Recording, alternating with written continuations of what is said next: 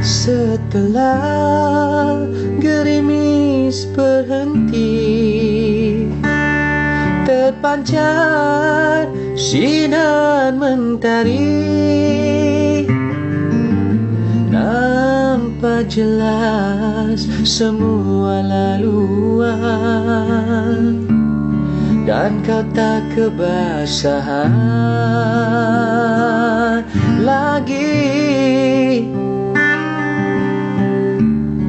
Jika kau ingin pergi,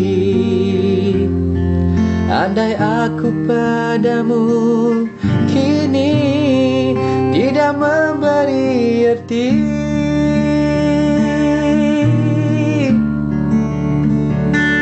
Hadirmu mengetuk hatiku, bagaikan perkasihan mimpi. Indah cuma sewaktu ku lena, dan lenyaplah semua bila diri ini terjaga, menoleh ke belakang diri ini, jauh kau tinggalkan.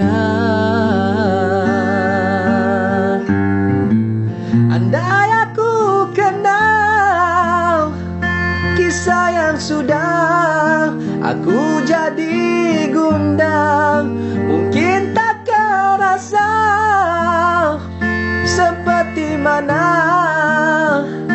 aku merasa perlukannya.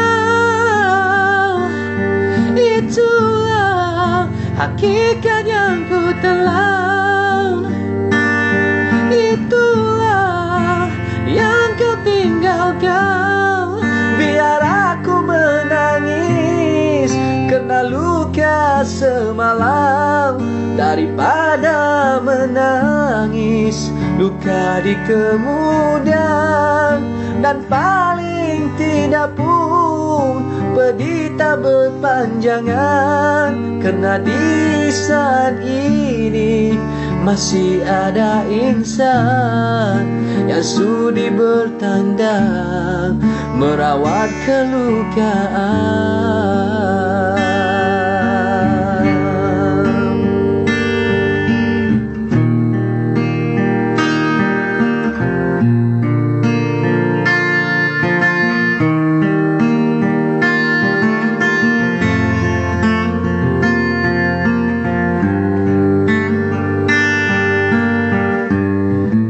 Andai aku kenal kisah yang sudah aku jadi gundah, mungkin tak kau rasa seperti mana aku merasa perlukannya. Itulah hakikat yang ku telan, itulah yang kau tinggalkan. Biar aku menangis kena luka semalam, daripada menangis luka di kemudian.